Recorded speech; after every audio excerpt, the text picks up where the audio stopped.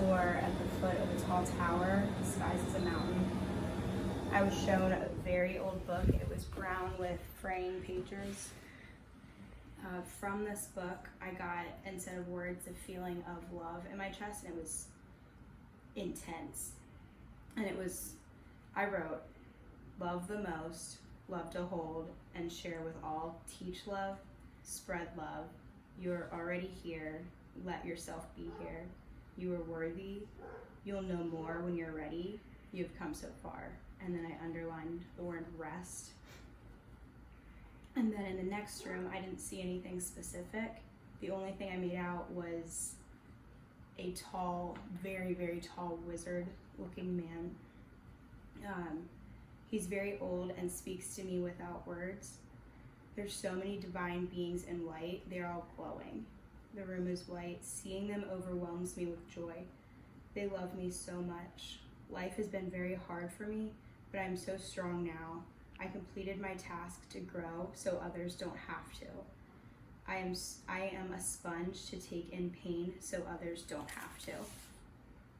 And then this would be a third room that I entered, where I put my arms out asking for gifts and was told these gifts are already inside of you and I can take what I would like. The beings in this room aren't humans as I appear. One has a sleek and beautiful head of a red wolf. The wizard is here with me from the front door. Other unearthly beings are here. I am one of them. I've always known this. They're showing themselves so I can stop doubting my origins. I'm not like everyone else, and I cannot help humanity if I keep trying to be liked for someone I'm not. Lead the way, you already have access. That's what I wrote. And that's what you wrote in a meditation of how long did we take, like 40 minutes? I had no idea what time it was or an idea of time. I was out of my body for the whole thing. And this was to the Akashic records? Yes. And you saw the Akashic records, do you remember what it looked like? I remember feeling them and getting information, not seeing it. Like I felt it and knew it to be true and it was being told to me, but I didn't actually see it in writing, but a book was opened. But did you see the building? Did you see, what did you saw? So it was hard for me it was almost like a cave. So it looked small going in, almost like a tower of a mountain. Mm-hmm. But when I went in, it was huge. You couldn't see one side from another, and there were different walkways to go through. And below them, so if I'm on one, it was very high up, so you could see into the cave, but it was dark. Like I didn't see many colors. And the only time I saw a lot of color, it wasn't color, but it was bright, was when I went into a room. It was white and bright for healing. There were angelic beings everywhere. They were beautiful and radiating light, so much so that I couldn't make out specific faces, but I don't think it mattered. Everyone kind of looked the same.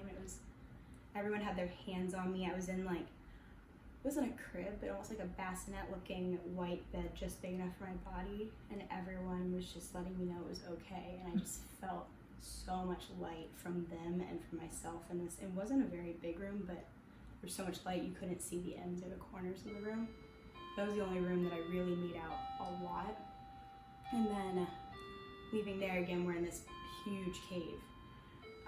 Going to the third room, there was a desk. It wasn't very fancy, and a chair also. It was old, but it wasn't very nice. And that's when I was presented a book, I believe. I didn't write down anything about a book. I kind of remember everything. It's kind of like a dream. Mm-hmm. But, and that's why you write it, because sometimes you wake up and the details escape you. It's all, I can see it in my mind, but what I wrote down, I'm glad I did. But in the last room, I could make out the very tall old man with a beard and beings that weren't human, and they were just, their message to me was themselves. Like, they showed themselves to me just so I stopped doubting that you can come from somewhere other than Earth. You can be something other than just a human being with your first time on Earth, and if they exist and I can see them, I can believe that I could be one too. Mm-hmm. So they didn't tell me anything specific other than they exist, and I need to stop doubting them and myself. I remember you described something like a I'm gonna say like a fox, or was it my imagination? So of the beings in that room, the only one that I could make out, and I wrote verbatim, one has a sleek and beautiful head of a red wolf. Okay. And I remember, and it didn't scare me at all. It was Mm-hmm. beautiful and wise. But that was the only one that I could make out, and I think it was the first one I saw, so I really paid attention to detail before it was overwhelming. That's why I wanted you to bring the notes, because I was in meditation with you too, and I'm like, oh my gosh, I should have tell her to let me take a picture of the notes, because usually I do the blog, but now I'm working on long hours also, but I go and write down on the blog, and that way I remember, because it's so beautiful too. I wish the more time goes by, the less like I remember details, but I know it happened. Mm-hmm. That makes sense. Yes, it does.